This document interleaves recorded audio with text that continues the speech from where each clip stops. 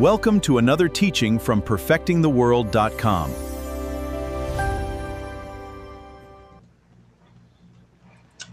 Hey everyone, we are here today with Adam Eliyahu Berkowitz, officially, and Joseph Good is here as well with Hatikva, and we have a topic of actually huge proportions. The more I thought about it last night, my head just went, wow, this is so huge, so much bigger than I thought it was, and I always knew it was big, you know.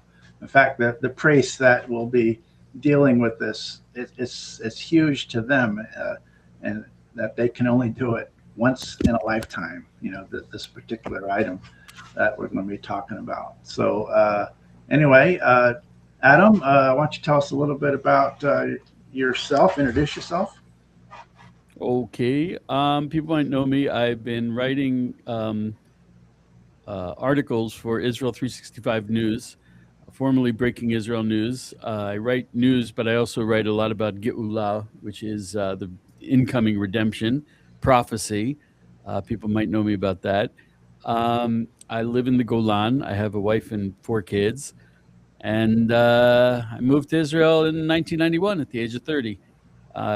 Trained combat medic. I former dairy farmer, former classically trained chef, French chef, and I love motorcycles, and that's about it.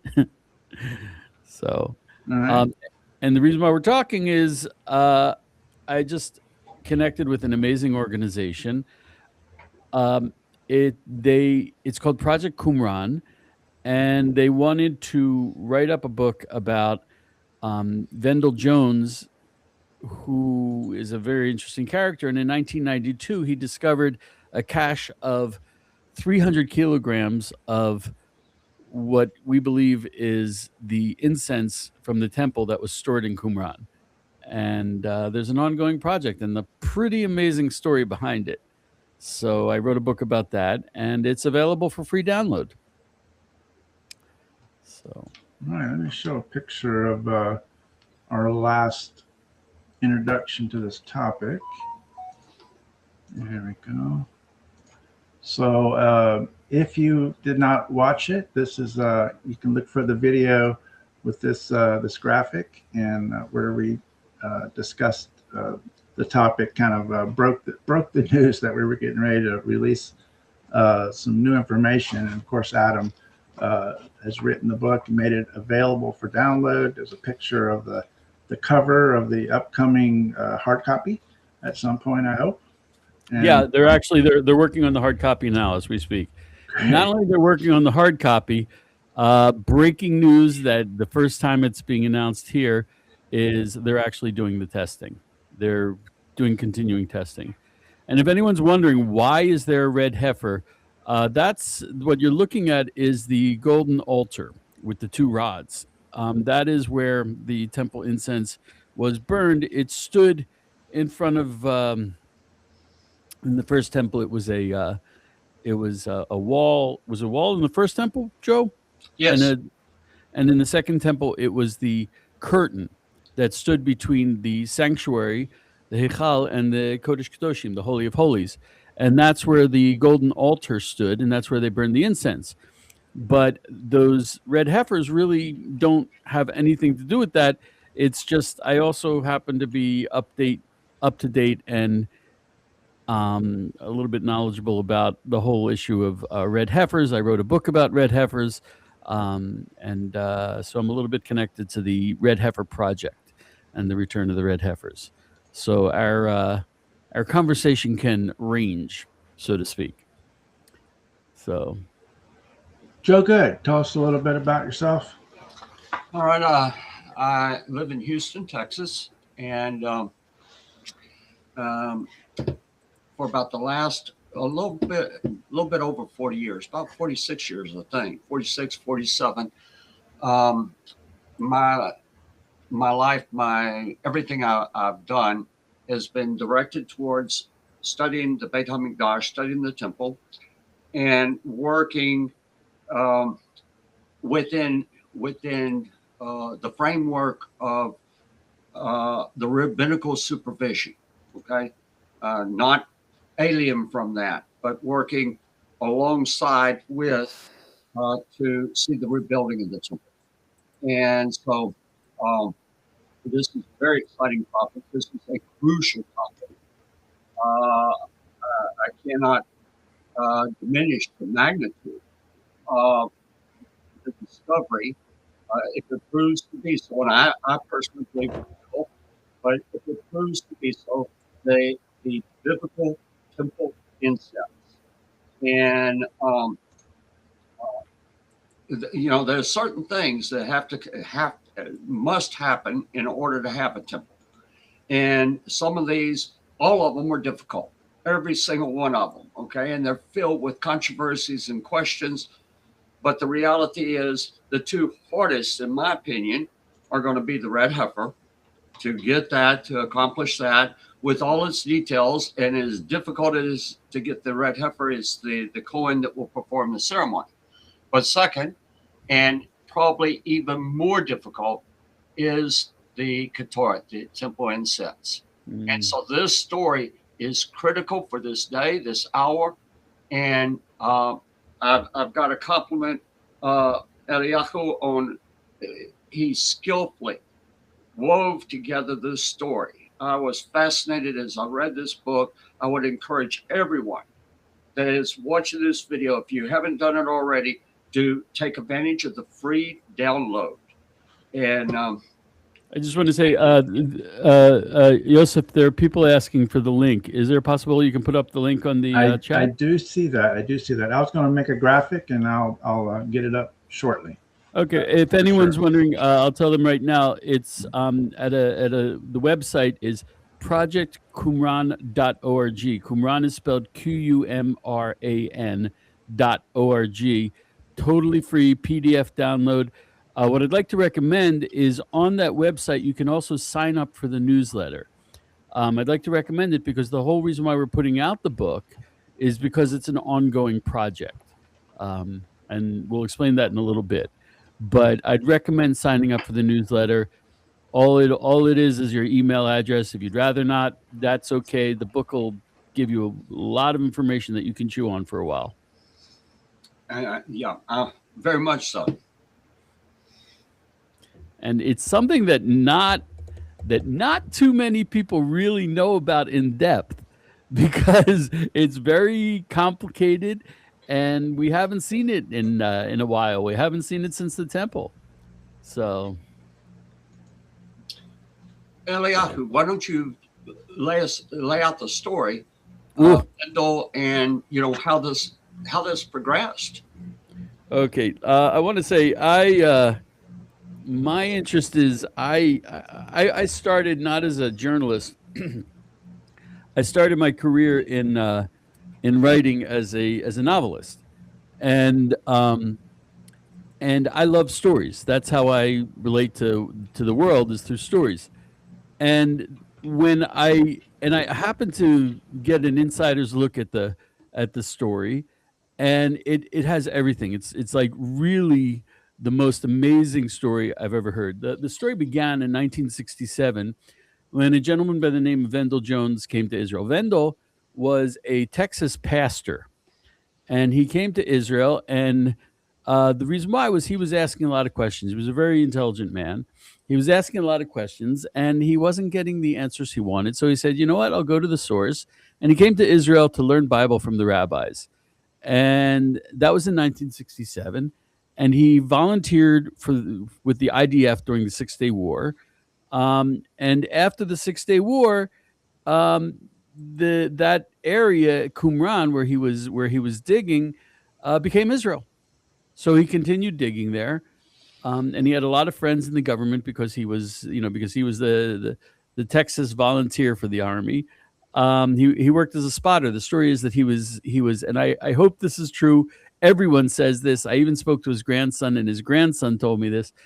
He was colorblind, and being colorblind, he was much less susceptible to camouflage. He could look out and he could see that if there was camouflage out there, as opposed to another person who might not even see the camouflage.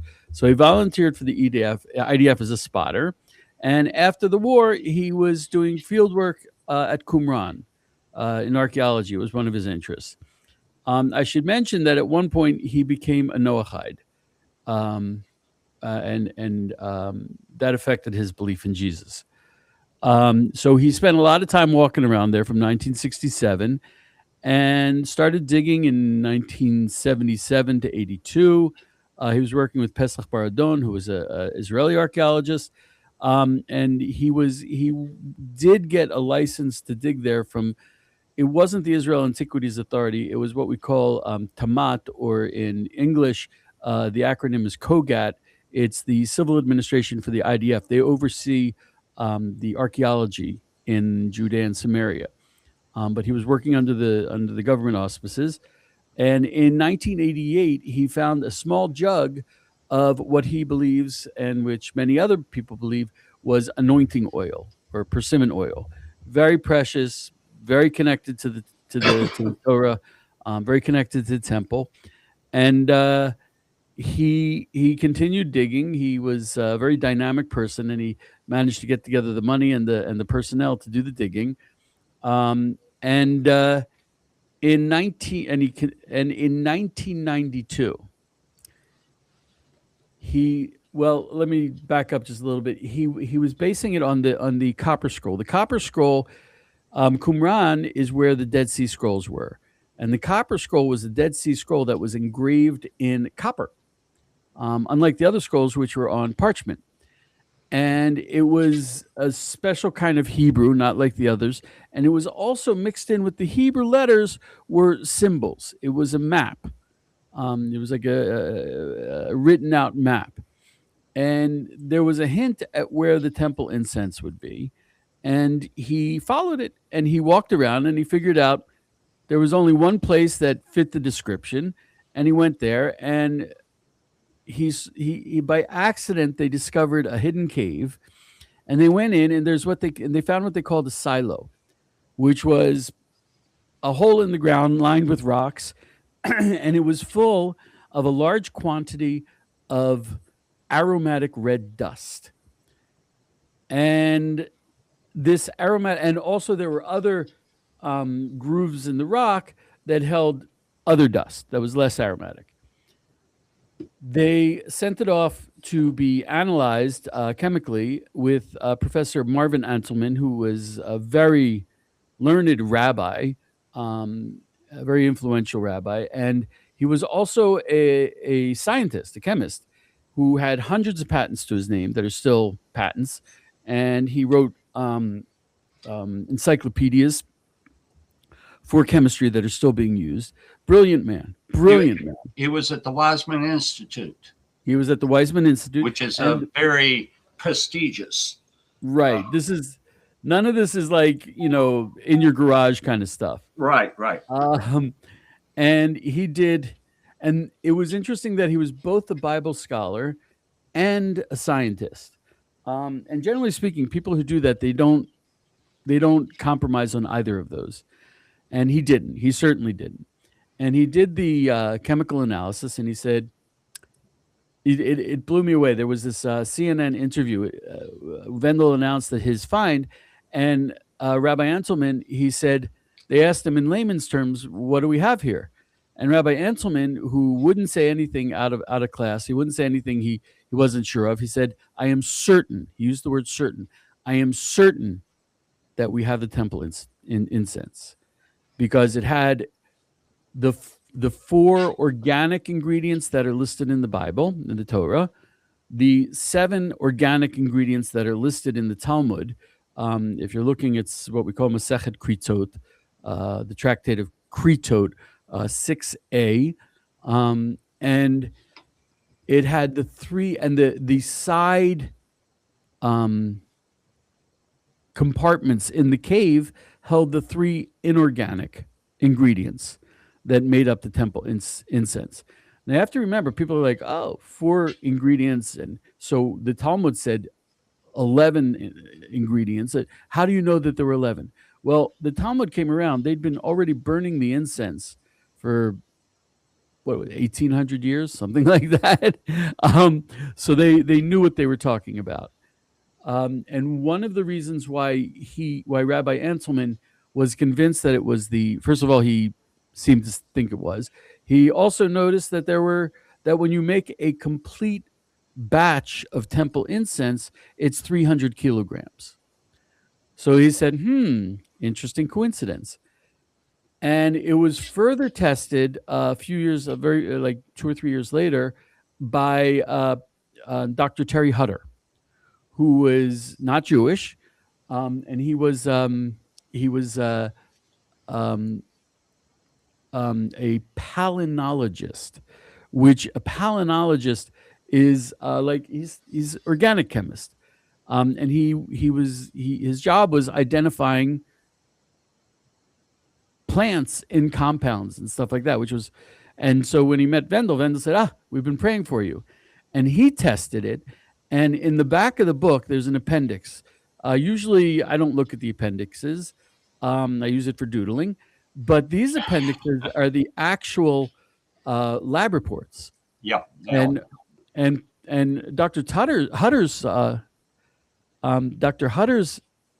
analysis has pictures and the Latin names, even of the varietals. I think it's 3 varieties of cinnamon, and it's very detailed as to what these are. And the 3 inorganic, one is cypress wine, one is melech sdomit, Sodom salt, and the last one is ma'aleh ashan. We're not really sure. It's just a smoke-making element. But they found all of those elements. All of the elements that are listed in the Talmud, they found in this mixture that Wendell had found. So that's what Wendell found. There was not exactly acknowledged by the Israel Antiquities Authority, though Wendell was very closely connected to several very influential rabbis who were very appreciative of his work. And he was on the trail to getting more stuff. So that's what happened. And he made an announcement, and it went all over the world. Should I tell how the story ended, or are we going to save that to the end? You mentioned the ingredients, but in the cave there was the cache of, like you said, 300 kilos. But there was also separate items separated items in the cave. Well, they were separated. What are you talking about? The other elements of the Ketoret? The salt. Right. They were in separate niches. Niches. Yeah. They were not in the silo. And if I, you know what, let me tell the whole story right now, because people will not believe it. This is what attracted me. It's a story. It's a story and a half. When they say truth is stranger fiction, they were talking about this story. So what happened was they took it out. They took it away, and they packed it in cardboard boxes in plastic bags. And no one really wanted to hold on to it. What people don't understand is holy items are scary. Yeah. They really are. If you ever saw Indiana Jones and the Temple of Doom and what happens to the Nazis at the end, holy stuff, you have to be really careful. Don't look at it. Specifically, in the Torah, it states exactly you cannot duplicate this for your personal use, nor can you even make it to smell. And basically, if you do either of those items, you're correct. You're put out of the community. You are, for lack of a better word, excommunicated from the Jewish community. And according to some of the commentaries, that's what happened to Nadav and Avihu. They messed with the Ketoret, they messed with the incense, right, and they died. So it's scary stuff. 300 kilograms is quite a bit, and it went from one place to the other, and it was a bit complicated trying to track it down. But it ended up with Wendell Jones's daughter, named Sarah. Sarah had converted to Judaism. She moved to a place called Ma'ale Lavona. Lavona is one of the elements. It's is that Kalbanim? Kalbanim Lavona? I think it is. Anyway, it's in Samaria, in the Shomron. She lived there, and she stored it in a bomb shelter near her house because she didn't want to have it in her house. And it stayed there for over 30 years. And just before the war, Sarah was out hiking in the hills near her house, and she fell down and broke her hip. And so she couldn't go check on it. And when the war broke out, the community, they needed to get the bomb shelters in shape for people to use them as bomb shelters. So without knowing what it was, the people from the community, they went into the bomb shelter and they saw these boxes with dirt in it. And they said, we don't know what this is, and it doesn't look like much. So they threw it away. 300 kilograms of 2,000-year-old temple incense got thrown away. And the tragedy is that was like 3.5 years ago. So last summer, my friend Will, who is Sarah Richardson's son and Vendel Jones's grandson, he came up to me and said, my mom passed away. And I'd been bugging him all along. I said, if your mom feels it's a heavy on her, I'll find people who can take care of this. And he said, well, you can't really talk about it with her. It's a very touchy subject with her. So, pardon me. Well, you're in the morning. I'm in the afternoon, late afternoon, after a full day. So he came up to me last summer and he said that his mom passed away. And I was like, well, when the time is right, maybe you want to talk about the temple incense. And he said, okay. And a couple weeks later, he came up to me and he said, actually, my mom was murdered. And that's public record. If you go on and search for Sarah Richardson and Vendel Jones, you'll see that she was murdered. And she was murdered by her son. And that's when we found out that there was no more temple incense. Will and I went to the bomb shelter, and there was like an I don't want to say air conditioning unit, maybe an air filtration unit in the corner that was close to the floor on a metal frame. And we noticed that there was a pile of red dust underneath it that didn't look like it belonged there. So we collected it and we compared it to the temple incense, and it's a little bit lighter, which I don't know if it got contaminated or if it got because it was exposed to air, it got lighter, but we're pretty convinced. People who saw the original incense when it came out of the silo said, yeah, that's it. And another way you can tell, Larry Borntrager, who takes care of the red heifers, was also on the dig, and he was there when they took it out. And when we found it, he took a handful and put it in his mouth. And I'm like, Larry, what are you doing? He said, it's organic. If it dissolves in your mouth, yeah, it's the incense. And I was like, Larry, what you talking about? And I tried it. He was right. It dissolved in my mouth. Is this where we do the caveat, do not try this at home? Do not try this at home. I'll tell you. You wouldn't do it again, would you? Vendel went to Rav Avad Yosef, who was the former chief Sephardi rabbi of Israel, one of the pillars of the generation. And he asked him, can I burn it for an experiment? And the rabbi thought about it and considered all the sources. And I don't know where he got the sources, but he said, yes, you can burn it once for an experiment. No blessing. No blessing. Exactly. He said something very interesting. He said, because it was stored separately, it was not hektesh. It had not been sanctified for temple use, which was a very interesting. I mean, it seems clear that it wasn't, because you wouldn't sanctify it until you put it together. Yeah, can I make a statement on that?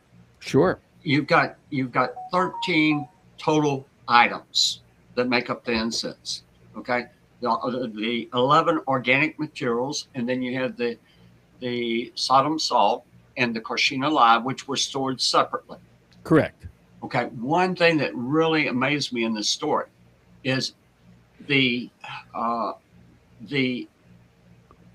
became obvious that the cave itself had been hidden originally. Oh, Okay. yes. It had Yeah. been hidden originally. There was a tremendous amount of soil that had been placed hiding the cave. Yes. Okay, and that was carried there because above the cave was a flat plateau. There was nothing that Right. the soil would fall, say in an earthquake or something like that. So it had been first inside where they put the incense, or where they put these 11 ingredients, and then 2 separate pockets where they put the Sodom salt and the Cocina lot. Okay, and so they built around that trough, if I can call it that, where the incense was there. It states in the reports that they had swept it. The original ones coming to place these ingredients there had swept it clean. So they moved all dust, debris, anything else, so that everything that would be in there was these ingredients. Then they built this very large, we're talking meters here, in height, in width, and length. They built and encased it to protect it from moisture, but also to protect it from, if somebody got past all the debris that they put in front of the cave. That impressed me. Someone was hiding this for a purpose. Oh yeah. Oh yeah. So you want to talk about purpose? When you said they encased it, if you did walk up there, you would see something that doesn't look like anything. In other words, you had to go behind that or under. The mouth of the cave was covered. Well, even if you got inside, I'm understanding that what you were looking at was not obvious. There was a kind of lid on top of it, which there's a lot of dispute about that. Lid, yeah. Whether it was like a different material that they used with a lid, or if just over the years it's sealed. But if I can address what Joe was hinting at, or maybe you weren't, the question, of course, is Qumran is on the shore of the Dead Sea. And so what was temple incense from Jerusalem doing there? Right. And there's an amazing, brilliant professor named Rachel Elior. And she, 20 years ago, based on original sources, she has a theory. And it's actually now becoming pretty much the mainstream theory, which is Qumran. Everyone thinks, oh, that's where the Essenes were. They were ascetics. They no women. They were celibate, and they spent all the time jumping in mikvahs and purifying themselves, and that's what was going on there. And she says, no. Essene is a made-up concept. It didn't exist. She said, what was in Qumran? She describes, based on the book of Enoch, that there was a tradition, a temple tradition, that went back to King Solomon and before. The book of Enoch describes how Enoch was permitted to go back into the Garden of Eden and bring out 4 herbs that were used for the incense.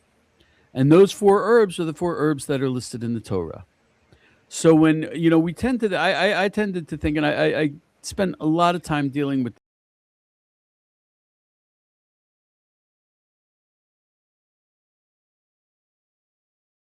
efforts to bring back the temple.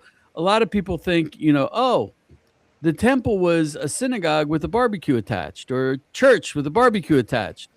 No. If you went to the temple, you had the big altar on the outside where the animal sacrifices were. You had a lot of the grain offerings, the first fruits, the bikurim. But none of that went in to the temple. If you go into the heichal, into the sanctuary, you will see in front of you, you'll see the wall or the curtain, and even in the tabernacle, they had the curtain, and right in front of you, right smack dab in the middle. And if you look at a map, it's the very middle of the temple, is the golden altar where they burned the incense. So Joe, just tell me, is it to the left that was there with the menorah and the right the showbread? Okay, if you're facing to the west, so you're looking towards the Holy of Holies, Yeah, the menorah will be to your left, right. and the table of the bread would be to your right. But right smack dab in the middle was the incense. Right. And she said, why? Because the real essence, the main point of the entire temple service, not, it wasn't everything, but it was the main point, and the highest level sacrifice was the incense. Yes. And so much so that all the priests wanted to bring it, wanted to do it, and they could only do it once in their life because it was so important and so much of an honor and a gift. And this is the only job that all the other jobs you could be selected for. Right. Tending the menorah, tending being selected to bring in the bread, take out the bread, the korbanot, the animals. Those you could be as many times as you got selected, you're selected. But if you burn incense, you cannot ever do that again unless you're the Kohen Gadol, the high priest. And people also forget that on Yom Kippur, before the Kohen Gadol went into the Holy of Holies, he first put in a shovel with some burning incense in it, and he couldn't go in until the room was full of incense. And in the last couple hundred years, there was no temple Ark of the Covenant in the Holy of Holies. So basically, he was just going into the Holy of Holies full of incense smoke. That was the highest, that was the height of the year on Yom Kippur. The incense was really the highest level in the temple. None of the animals went in, the first fruits didn't. No, it was the incense.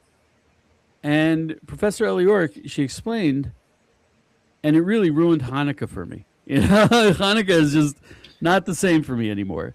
She said what happened was we also have a tradition that there's 3 crowns in Israel.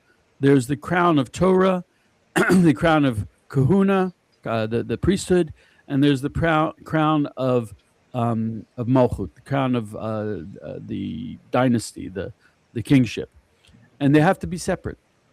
Unless, of course, the king has a certain level of Torah that he has to have. But you don't have to be a king to be a Torah scholar. You don't have to be a Kohen to be a Torah scholar. They can be Torah scholars, but they didn't mix the kingship and the kahuna and the priesthood until the Chashmonaim came along. And the Chashmonaim, they were Kohanim, and they became the kings. They established the Chashmonaim dynasty, and it was not a good dynasty. It was really not. Even though they were Kohanim, you would think, oh, Kohanim. No, everyone's got to do their job, and can't be grabbing the job out of someone else. And what they did was they did a couple things. One of them is they changed the calendar, and the calendar is very important. And they also shifted the emphasis from the center, which was the golden altar and the incense, to the oil and the menorah. And even though that sounds like a ritual kind of thing, you have to keep in mind that the priests who had been running the temple until the Chashmonaim, they had a whole system of understanding where it was the lower temple integrally connected to the upper temple, the lower realms connected to the upper realms. And the temple, we talk about the Even HaTashtit, the foundation stone that's under the Holy of Holies, and we say that that's where the world, it was like the seed that the world grew out of when God created the world.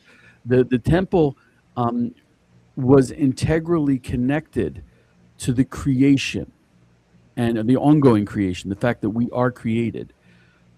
So to change that was really a tectonic shift. It wasn't just a change in ritual. It was a change in the essence of the temple and what it was doing in the spiritual realms.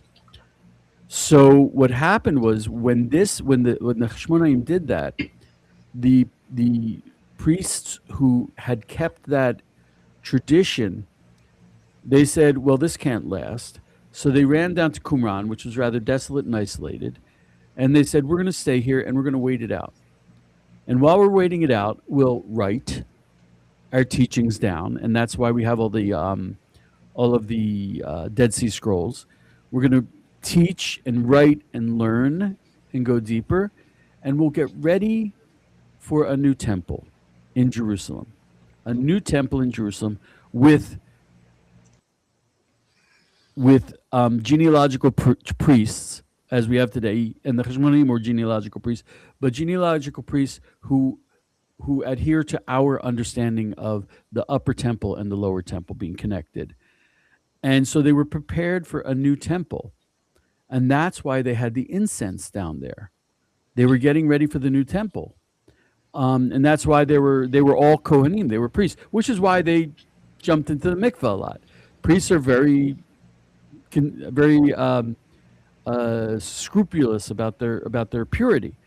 And they were into the teachings and the traditions, and they had the temple garments, but the temple that they had envisioned did not come back, unfortunately, tragically. Joe, I see you chomping at the bit there, but Yeah, I'm going to share. Oh, between please! Joshua I think I'm all talked out. I think you're going. Are you going to Joshua 5, Joe? No, not yet. Okay. All right. Not Well, yet. I do want to share that, but go ahead. And you Okay. go ahead. Now, there was a coin that Correct. was found in the mixture, Yeah.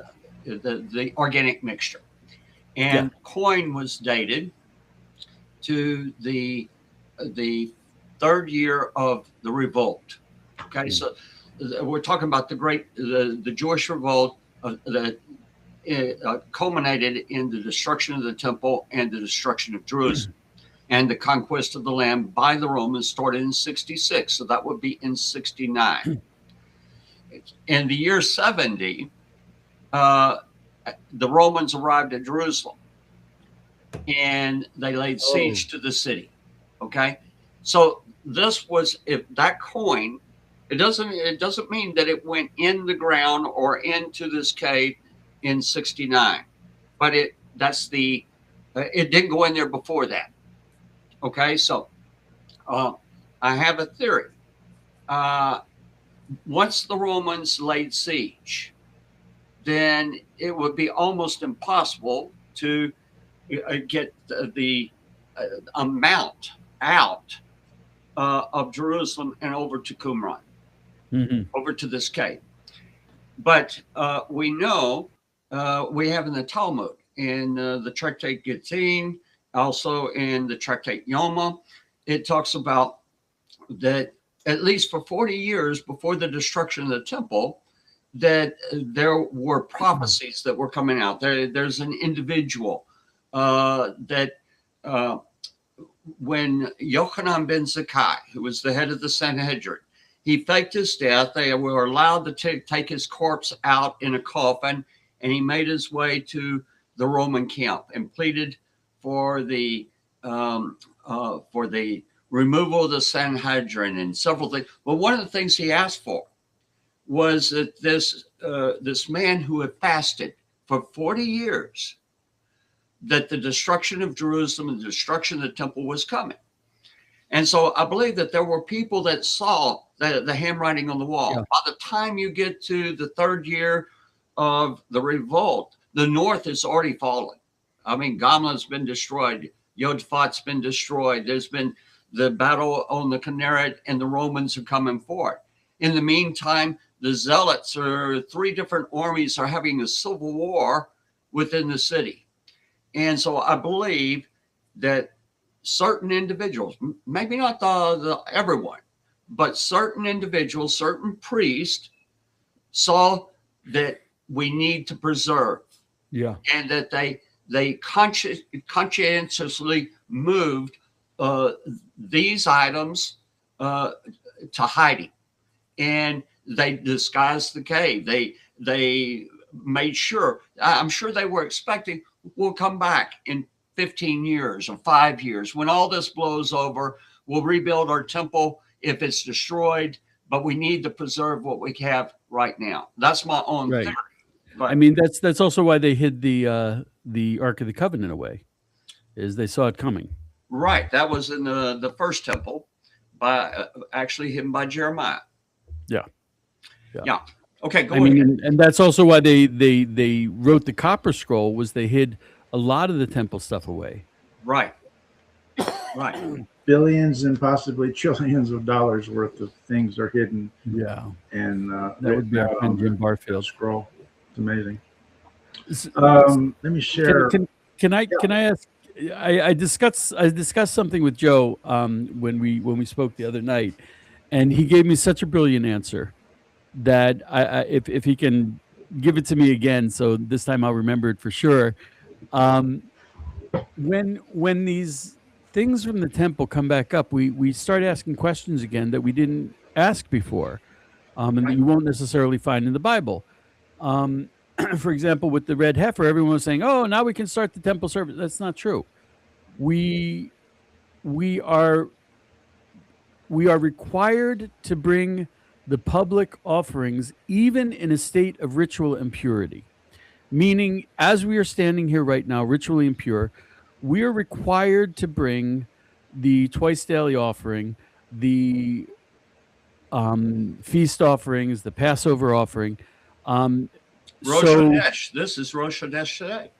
Right, Rosh. Yeah, there's an interesting story about Rosh Hashanah. Okay, but and then we're required to ask a lot of questions like, can we make new ashes of the red heifer without the old ashes? Because except for Moshe and Aaron, when they made the ashes of the red heifer, they already had the old ashes. It made it much simpler. Right. So this actually raises another question, which is, let's say for restarting the temple service, we don't need a temple. We just need an altar, which is a pile of stones. And then we're required to bring it. So the question I asked you, and you gave me a brilliant answer, is so are we, if we restart the temple service, bringing the offerings, would that include the incense? Yes. The incense was separate because the offering, the meat, was on the temple, or it was on the altar outside the big temple, the big altar. But the incense was in the inside of the sanctuary on the golden altar. We don't have the golden altar. We don't have the temple structure. But let's say tomorrow Bibi Netanyahu passes a bill in the Knesset that says that we can start bringing the animal offerings on the Temple Mount. Right. Do we also bring the incense? And you gave me a brilliant answer. Okay. In the book of Ezra, chapter 3, we have when the returnees came from Babylon. Okay, so they have to return. The temple's been destroyed. They have to rebuild the temple. They have to rebuild the city. And we're told that they started on Rosh Chodesh Tishrei, okay, which is going to be Rosh Hashanah. They started the services up again. And we're told that they built an altar, but the foundations of the temple were not yet laid. But your services are not just the bringing of the animals. Your services has two parts. And of every service, it has two parts. When we're talking about the community services, okay, so the things that you mentioned, these are, by the way, mentioned in the book of Numbers, chapter 28 and 29. And so in each of these, they bring animals and slaughter them, but they are also required to bring incense. And the incense service is as much a part as the animal service. So my theory is, if you don't have a temple building, you still are required to do a incense service. Now, we know that going back to the time of David, that the ark had been captured by the Philistines earlier. Shiloh was burned. We have where the Mishkan, the tabernacle, is going to move first to Nov, then it's going to go to Gibeon. Okay, David gets the ark back, makes some mistakes in moving the ark, and has to kind of stop and say, let's rethink how we do it. Let's do it the way that God said. Don't move the ark on a cart. That we're going to have priests carry it. They brought it to Jerusalem. They did not bring it to the Mishkan. And David puts up a tent, and it's called the Tent of David. And the ark is placed inside there.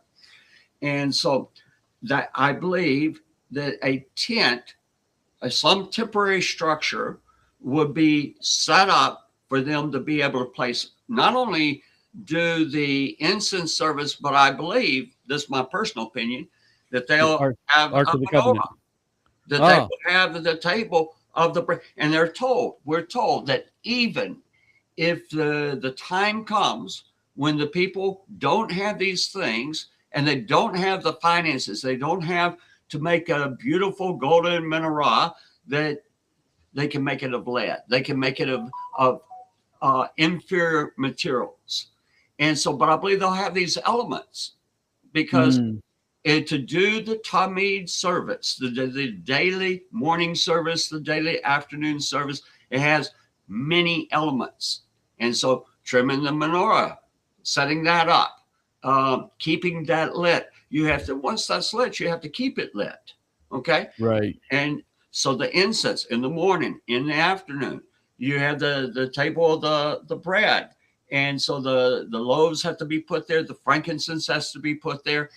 And the service has these elements. And we're told in the initial command to build the temple, which is found in Exodus 25, starting in verse 8 and 9, it ends with a powerful phrase. It says, and just so shall you do it. And so we're commanded to do all the elements that God gave, even if they are a temporary situation till we can build the permanent. But Right. that's what I believe. Right. It's, gosh, learning to recognize your evil inclination is a trick. And me and my evil inclination, we know each other pretty well.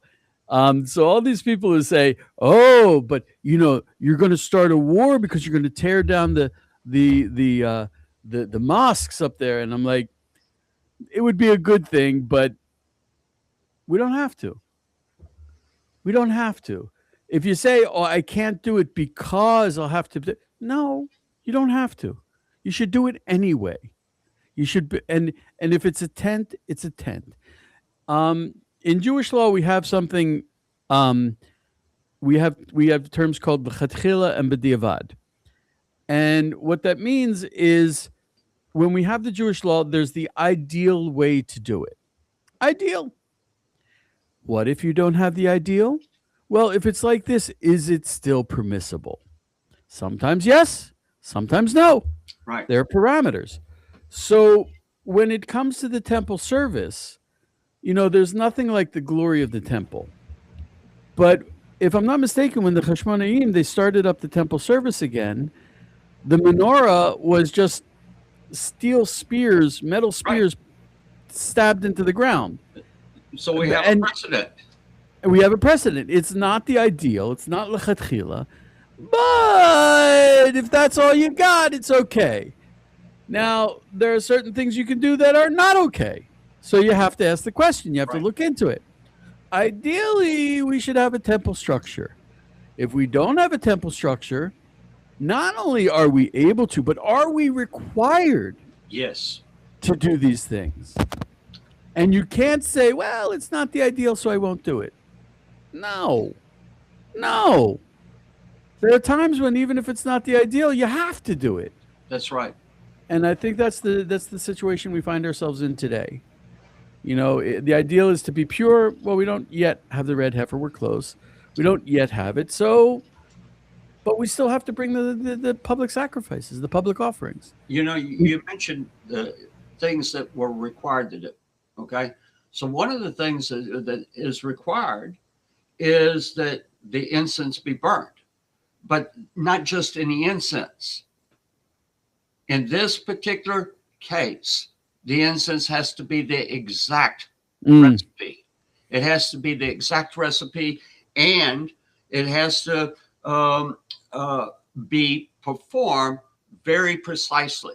I mean, it's laid out in all these priests would be very well trained in what do you do. But in the case of the incense, there is a man that will work with him. He brings the coals in from the outer altar. He's going to come to the altar of incense. He puts the coals starting on the western side. Okay. And he starts on the western side and he works the coals, and it describes how he comes back to the eastern side, making them all smooth. But he stands there and he gives instruction to the Kohen that is going to burn the incense. And he tells him, make sure you start on the west, but you put your incense on the west and you move it back to these so that you do not get burned. And then he gives the command. He says, burn the incense. And he's required to leave.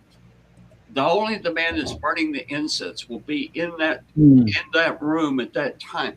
But it's very detailed. And so, yes, and that's the amazing part is, where are we going to get the recipe? I mean, where are we going to get the recipe to correctly identify all of these elements that are by scripture required? Well, and so that's where this story comes in. Exactly. That's, the people who ran Project Qumran, it's actually the son and the daughter of of Rabbi Anselman, who did the original testing. And their interest is, their father said, I'm certain this is the incense, and they want to use the advanced technology that we have available today to test it and confirm that what their father said was indeed the truth, that what Vendel found was the temple incense. And I'm sitting there saying, but temple, I'm the crazy guy screaming on the hill. And I want to say again, when we were talking about how with holy things you have to be very, very careful. If you read this book in the appendix, you could make incense, temple incense. You could. The recipe's there. And I'm terrified. I'm terrified to publish this book. The concept of holy, the concept of that closeness to God, that level of God's presence in the world, hasn't been around for 2,000 years. People don't know how to treat holy. Right, that's true. And I mean, Jews kind of have a sense, like we have a Torah scroll in the synagogue that if it falls, we have to fast. We treat it with utmost respect, and writing it is a very difficult thing. And the guy who writes it, before he writes the name of God, he has to jump into the mikveh, purify himself. When we have even printed holy books, we treat them with the utmost respect. We don't, and that's why Jews say Hashem. We don't say God's name, because the third commandment is saying God's name. And you pointed out that when it says call out to God in his name, it's only the priests in the temple when they're serving God, wearing the right clothes after purifying themselves. And a certain place they have to stand. And certain places they have to stand. So all these people are saying, oh, I'll call out the YHWH, I'll call it up. You're gonna say God's name? You're gonna break the third commandment? You feel like you're on that kind of a level? It's like going to visit the White House and walking in and saying, "Hey, Donnie," and then sitting in his chair and putting your feet up on the desk, and then kissing his wife. It's like, no, we're talking about God. Show some respect. You mentioned the level of holiness. And one of the questions in this is why Qumran? Why would that be a place that would be permissible to take such a holy thing and go store it? What do you think, man? I have no idea. Well, I was talking with Joe about it, and he brings up a very interesting passage in Joshua chapter 5. And it looks like he's turning, but I'm gonna pull it up here or share it as well. And just do it there. Yeah. Let me see. Okay, here we go. Are you able to see this? Yeah,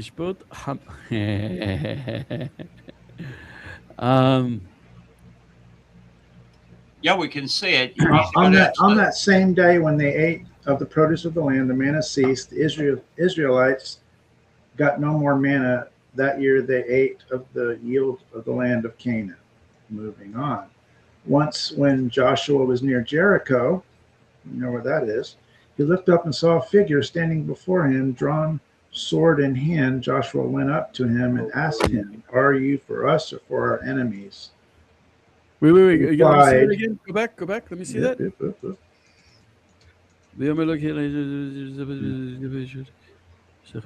Because I'll tell you why this is really, really, really, really significant. One of the ways that Vendel knew about where it was is the reference in the Copper Scroll mentioned that it was in between one location, which the name was like Sasaka, it was a very strange name, and Yes. Jericho. Right. So there is a reference to Jericho that led Vendel to Qumran. Okay. He replied, "No, I am the captain of God's host. Now I have come." Joshua threw himself face down to the ground and prostrated himself, said to him, "What does my Lord command his servant?" This right here. The captain of God's host answered Joshua, "Remove your sandals from your feet, for the place you are standing is holy." And Joshua did so. Yeah. So the area was a place where the presence was on a level of holiness, which is Right. it's near Gilgal, if I'm not mistaken. Joe? I'm not sure. I mean, I'm not sure. Gilgal's going to be right in that area. There's a couple different Gilgals. Gilgal was a certain type. It was the slipper shaped area. It was established by a wall of slipper shaped stones, and apparently there were ceremonies held there. And Vendel was also very interested in Gilgal, though I know much less about Gilgal than I do about Qumran. But apparently there was some level of sanctity to Qumran. And I mean, there were cities of Kohanim, though I don't know if Gilgal was one of them. I don't know if Qumran was one of them. So that is a question. But Well, obviously, Qumran became a huge Geniza. That's also true. You know, that you can take holy items, scrolls, and so forth, and that for some reason they have become worn out or whatever. Those things cannot be thrown away because of their sanctity, because of their holiness, and so they are basically stored in. The story of the altar that was defiled was, well, we don't take those stones that are sanctified and take them out to the Dead Sea or toss them out in the valley. What was done with those stones, Joe? They were stored in a building of the temple. Actually, it's a building of the inner courtyard. It's the Beit HaMoked. This is the dormitory where the Kohanim that will be serving in the next day's service, that's their place. They also keep the 6 lambs, and 2 of those lambs will be used daily for the tamid, 1 in the morning, 1 in the afternoon. This is where they bake the lachem hapanim, the bread of the face, showbread people call it. And also has a chamber called the Chamber of the Seals. And so when you purchase items for your offerings that you're bringing, they give you a seal, and all of this is kind of conducted there in that chamber. It's called the Lishkat Hotmot, in that chamber they stored the stones from the desecrated altar. Right. It was ruined. It can't be used, Right. but it also can't be removed. Right. This is why I was like going, well, how do you take this this precious thing that has such a high worth and purity and holiness and move it out to Qumran? And there's probably more than one answer. One is, was it quite finished? And I think the clue with the other ingredients that were in the cave tip us off that this is a 90% or 95% ready item, not quite dedicated yet or finished. If you could touch on that. Yeah, it's until it's assembled, until you put the salt and the lye with it. It's not technically incense. It's the ingredients of the incense. And so, but all of these items were there. And I believe that making it into the incense by adding those two additives, that could only be done in the temple, my personal opinion. Well, that's interesting. That's interesting. That's probably true. I could see why that would be true. Mm-hmm. Where we had gotten into the story before, I think it's one of the most exciting parts where Rabbi Ovadia, that he said, you need to burn it. You need to test it. Yeah. That story is absolutely astounding. I transcribed that story. I transcribed, and I listened to it like 40 times because I'm like, this has got to be perfect, because it was such a groundbreaking thing that he said. He was such a huge rabbi on such a level of knowledge and holiness that only he could say something like that. Yeah. You know, and we're like, well, I think maybe no, he didn't think, he knew. And he passed that to Wendell. And God bless him. Wendell was he had a lot of rabbis who approved of what he was doing and supported him because he had that level of respect and awe. Yeah. He was a bit of an interesting character, as we used to say, colorful character. But he at the same time he understood that he was dealing with holiness, and he had and God loved him. I said that he was colorblind. There's another story that I actually had to confirm because it just sounded too unbelievable to me. He had a son who was not well, who has since left the world, Gershom, and Gershom Bar Yonas, I believe, and he was not well, and he needed a kidney transplant. And Wendell, they did the test, and Wendell was compatible. So when they put him under and went in to take out his kidney, they discovered that he had 3 kidneys. Wow. There you go, Joe. If only we had an extra one laying around. Yeah, you caught me there.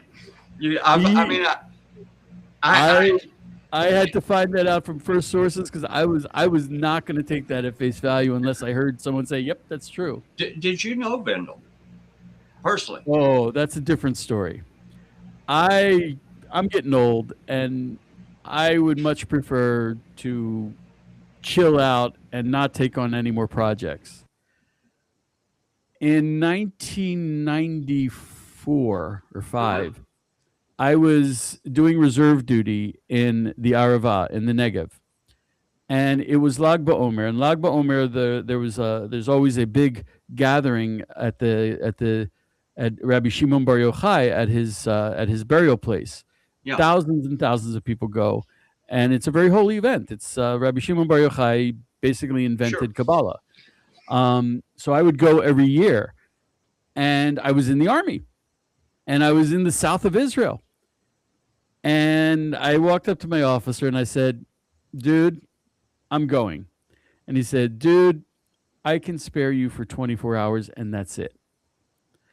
So I did a full day of patrolling on the border. Back then they were bigger than Hummers and they were open and they were really, it was a rough patrol.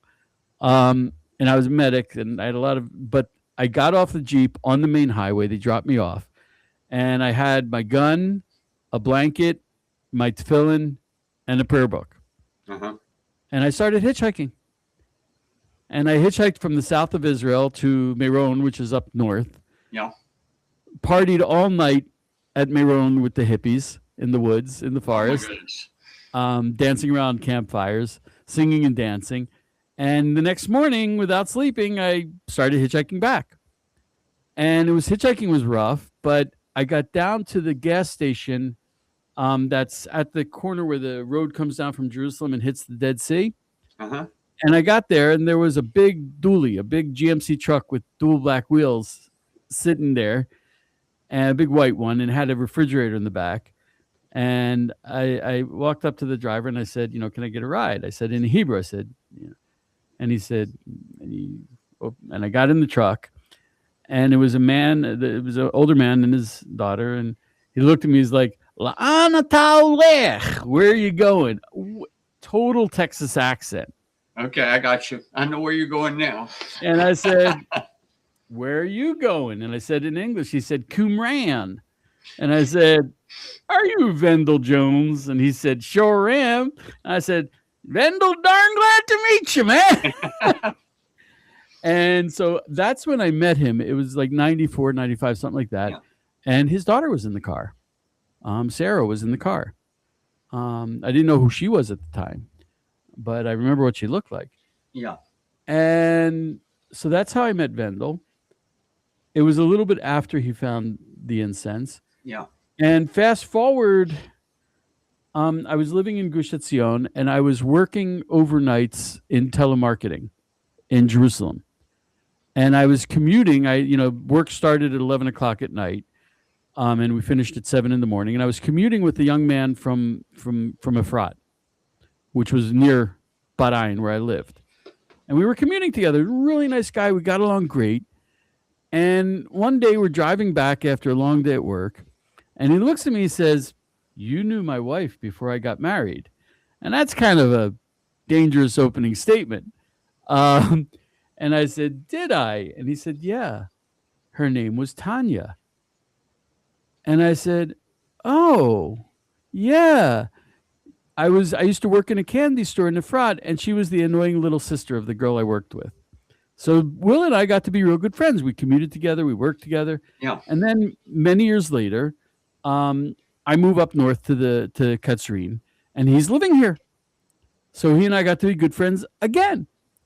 Yeah. And I changed careers. That's when I started writing for Israel 365. And one day I'm talking to him. I'm like, I got this problem. I'm I'm told I have to write a story about Vendel Jones and the incense, and I don't have any connections. And these people, they don't like to be so public. And he starts laughing at me. I'm like, Will, what's so funny? He's like, Vendel was my grandfather. Yeah. And I'm like, get out of here.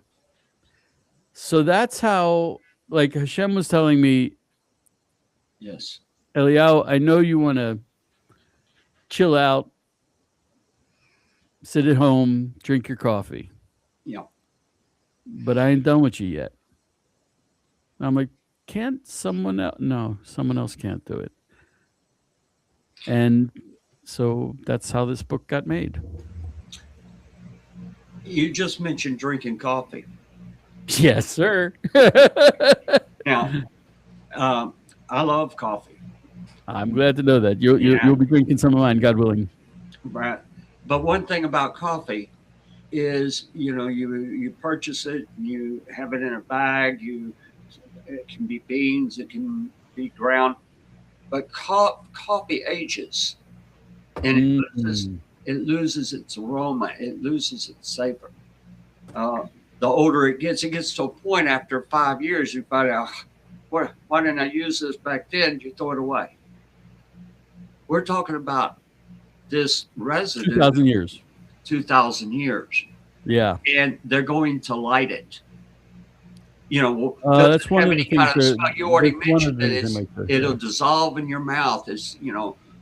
But that story of when they lit they added the Sodom salt, they added the Koshina lye, and just a small amount, according to what Rabbi Avadia had told him.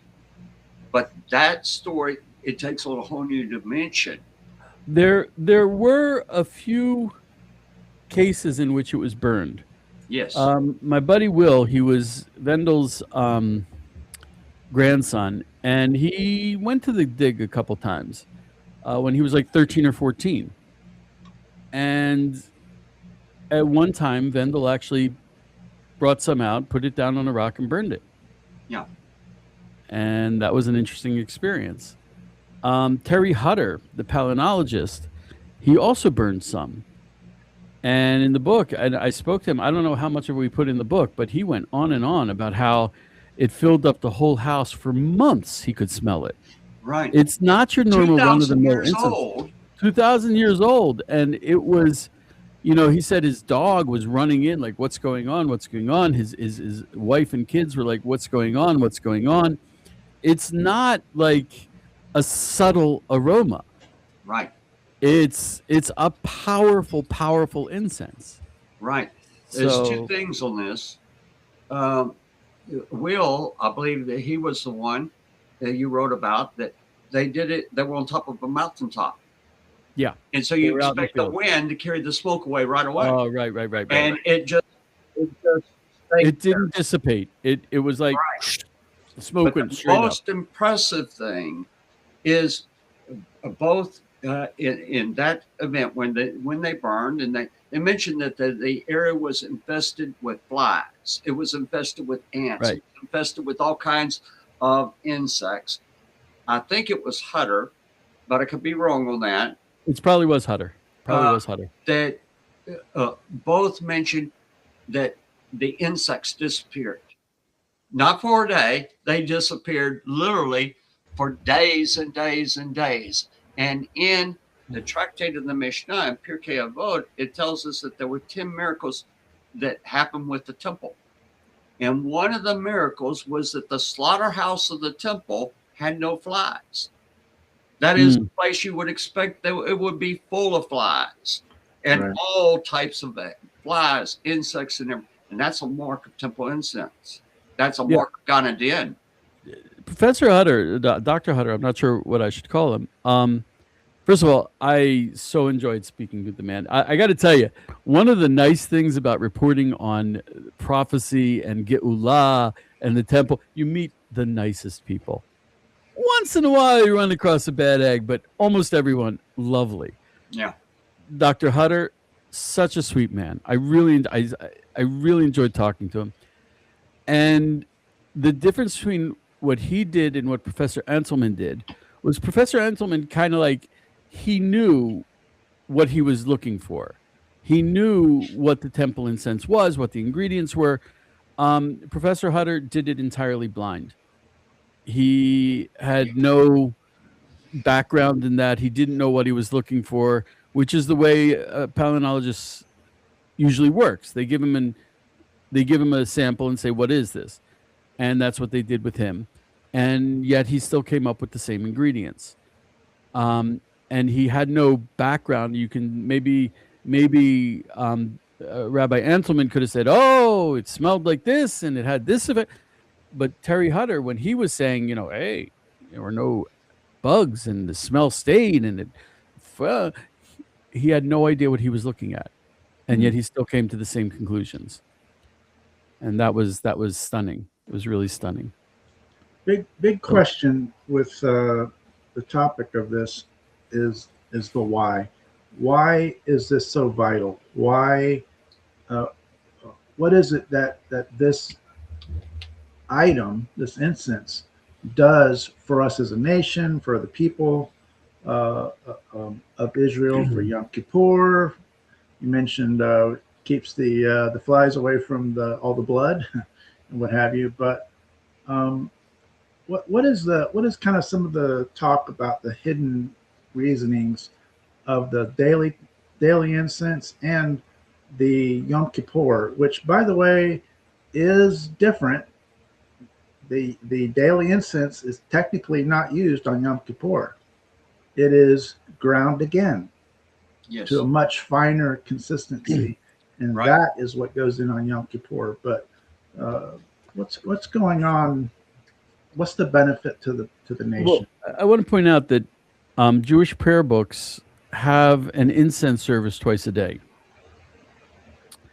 So even lacking the temple, the incense service is central in Judaism. And I think more than that, we know that the temple is going to be a house of prayer for all nations. It so frustrates me, and I'll talk like they say in Israel, Arba 4 eyes, face to face. It so frustrates me when Christians object to the temple because they don't understand it's not a synagogue. It is not a Jewish temple. We're going to be the ticket takers. We're going to be the janitors. We're going to be, that's our job. So to say, it's like going to the White House and saying that the Marine who stands up front, it's his house. No, we got a job to do. And the main job we're going to be doing, I think, and it's a new thing for me to see it this way, is the incense, in that the incense, as I said before, it connects. If it was just a Jewish thing, it's like when you talk about Shabbat, there are two aspects of Shabbat. There's Shabbat that connects the Jews because God brought us out of Egypt, we keep Shabbat. That's one reason. But there's another aspect of Shabbat, which is the 7 days of creation, and that's a universal Shabbat. So you're not keeping the Jewish Sabbath. You're keeping the creation of the world Sabbath. Right. The same thing with the temple. There are offerings that are entirely for the nation of Israel. But the incense is not for the nation of Israel. The incense really plugs in the entire world into creation. It's like I can see Hashem up in heaven going like, what's that smell? Oh, that reminds me. Garden of Eden. That reminds me. Oh, it's coming from the foundation stone where the world was created. Oh, that reminds me, my people are still burning the incense. Oh, it's good. It's good. My people, meaning all people, all the creation. And that's how I see the incense playing out. It is very much an essential aspect of a house of prayer for all nations. It's not a sin offering. It's not a Jewish nation offering. It's not. It is connecting the creation with the Creator. Mm-hmm. That's how I put that. You mentioned he's smelling and remembering, and the way I see it is that without it, we don't smell so good down here. Right. We're bickering and we're thinking bad thoughts, saying bad things, and doing bad things, just generally, day to day.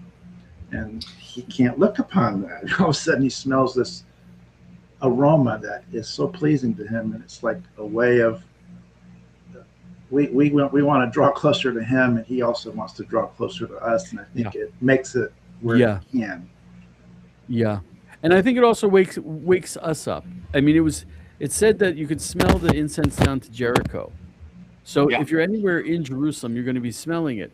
Right. And smell is it's our most powerful sense. We tend to be very visual, which I think is a big problem. I'm very nearsighted, and I lost my glasses, and I don't want to get new glasses because I like being able to not see. I like being not seeing so good.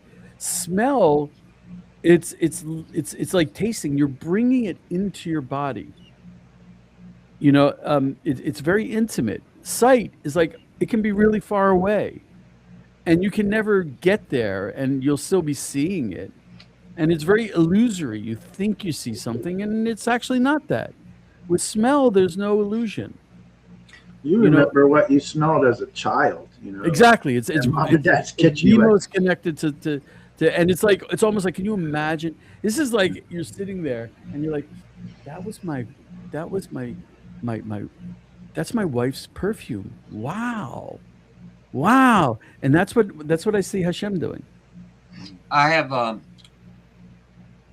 for me, the incense service and what it comes down to when in the Siddur. Okay, so whether you art scroll, Qumran, whichever Siddur you use, Sephardic Siddur, there's a basic structure. And so, for instance, in the morning, you have things that you do at home. You do, and you can do most everything at home. But if you belong to a community, go to a synagogue, you have the Pesukei de Zimra, verses of praise. Now, we're told in the tractate Yoma of the Mishnah that on Yom Kippur, that the courtyards of the temple were filled with people by midnight before. Okay, and the people weren't coming up there and just catching up with their neighbors, and a time when everybody bring a little lunch kit or whatever, and we all snack and eat. The people went there to pray, and they're praying specifically so that spiritually they'll rise to the level that when the service starts, they are at a higher level of kedusha themselves. Now, inside the temple, you had the court of the women, okay, which was really a court of assembly. Men, women, and children. Wasn't specifically and only for women. But from that, you ascend to the Azara, which is the highest courtyard. That's where the temple building is. That's where the altar is. And just as you come from up the stairs from the court of the women, you pass to the Nicanor gate. There's a court called the Court of Israel, and it's long. It's 135 cubits going from the south to the north, but east to west, it's only 11 cubits. Okay, it's not a huge courtyard, but in that courtyard, there were representatives from the 24 districts of Israel that were sent as a deputation by the week. They came on Shabbat, they stayed till the following Shabbat, and another deputation would replace them, so that all Israel was assembled, represented in that group. I believe that they were praying the prayers. I mean, not just praying for Aunt Matilda or whatever, but they were following the same service that is followed in the synagogues worldwide today, going through basically the Kiryat Shema, the Shema service, and then as the incense was being burned, I believe that they were praying the Amidah. And, oh, wow. Okay, and and they specifically are called the Ma'amad, the standing men. And Ma'amad comes from the same word, Amud, which means to stand, and Amidah comes from.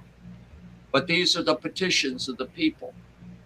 And they are representing not only Israel, but they're representing, as you mentioned, all the world. And I believe that that's the heart of the incense service. And as the smoke went up and filled the room, it's carrying the prayers up.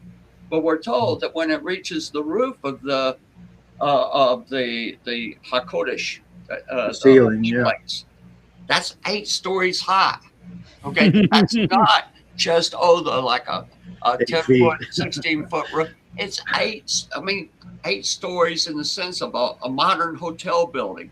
Picture how high that room is. And there's another room as big as that on top of that one. But it would reach the ceiling and then it comes back down.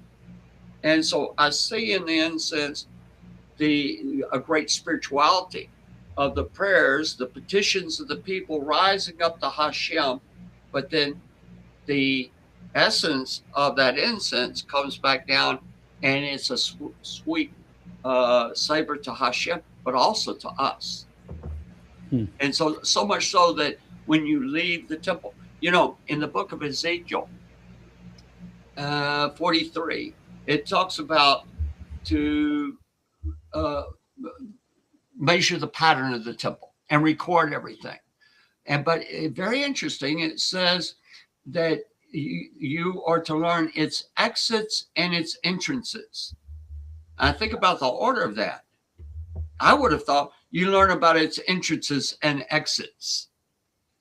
But what the sages say is the reason it says the exits first is how one leaves the temple. And one of the things that stood out in this report that you've put together is that the incense was so powerful that it filled the location, but when the people left, they had that smell upon them, so much so that Hunter, I believe, when he went home, his wife and his daughter actually the essence of the incense got on them. That to me is amazing. So I'm thinking, like I said, one of my fears, I mean, I'm really terrified of this. I'm not overstating this. I'm terrified that someone will read this book, and I have reason to think this is a danger. They can be like, oh, I can make the incense. I've seen people pretend to be priests and try to take part in the priestly reenactments. I've seen other things where people try to be something they're not. But it's not enough to burn the incense. I've always wanted just, a little piece of meat that a Kohen prepared for Passover. I want it in my mouth. Uh-huh. And it's not enough to have the incense. I want to smell the incense in the temple when the Kohen is burning it.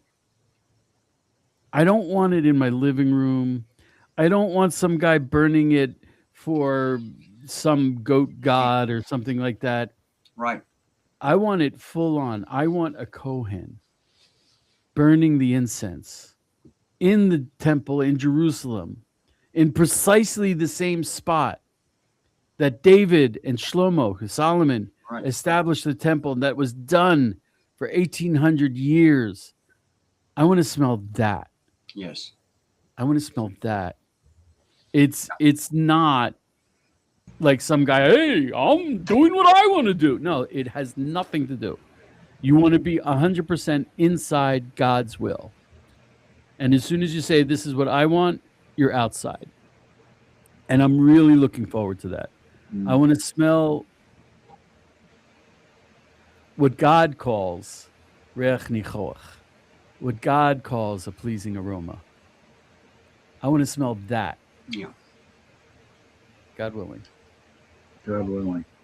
Standing in the Israel before the altar. Dude. Representing. We're so close. We're so close. Oh, I know. It's one of the things of the Ma'amad is that the daily offering, the daily lamb, they're the ones who are presenting it. It's all of Israel taking part.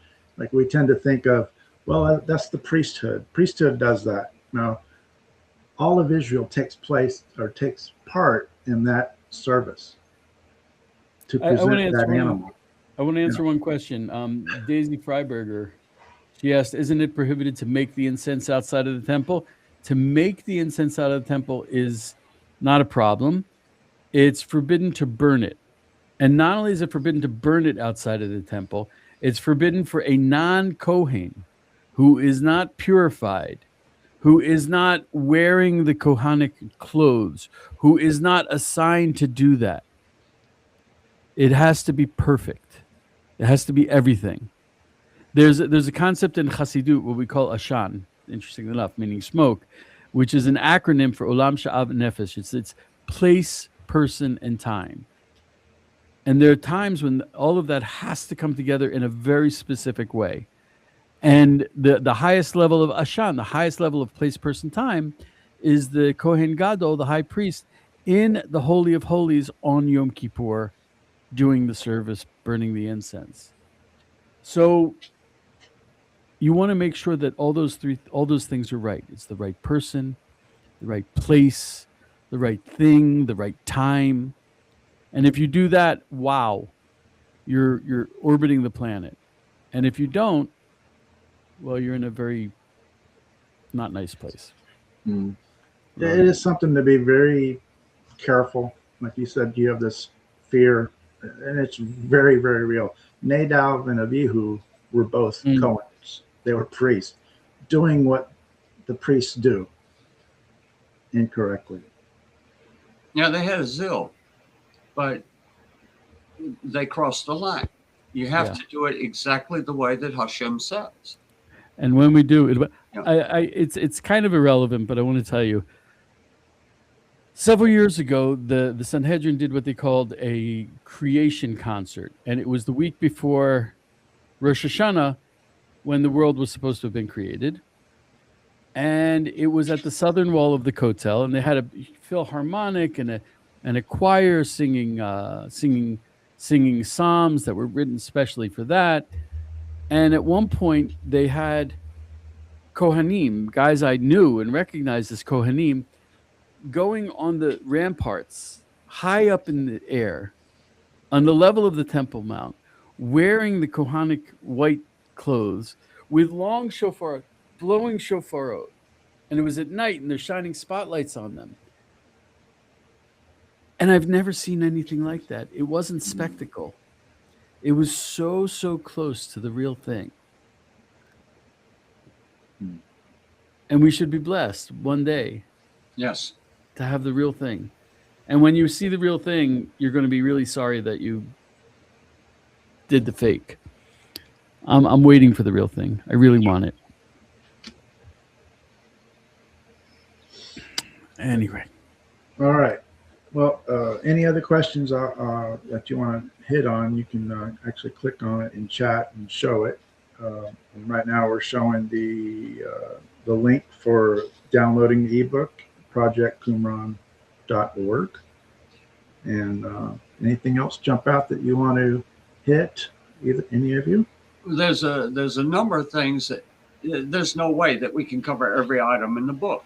I mean, the book's 157 pages, and there's a whole story of controversy that arose over this, and various battles on testing and all kinds of things.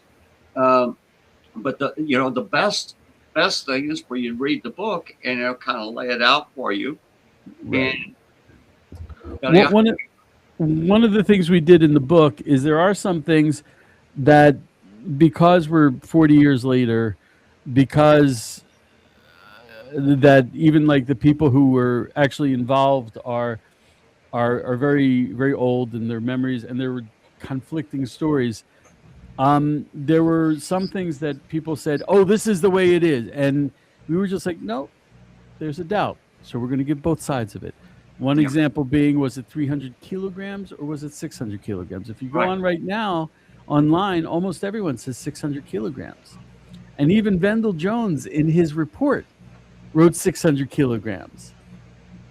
But there are reasons to think it might have been 300 kilograms. Well, there are reports also that said 300. There was controversy. Even there was controversy. From the team members, there was controversy. Right. I'm in love with Larry Borntrager. He takes care of the red heifers. He was at the he was at the dig. He was close to Vendel. He's getting old, and he admits it. And when we realized that there's a controversy, 600 or 300 kilograms, we asked him, because he weighed it out, and we said, "Larry, is it possible? You said 600 kilograms. Is it possible it was 300?"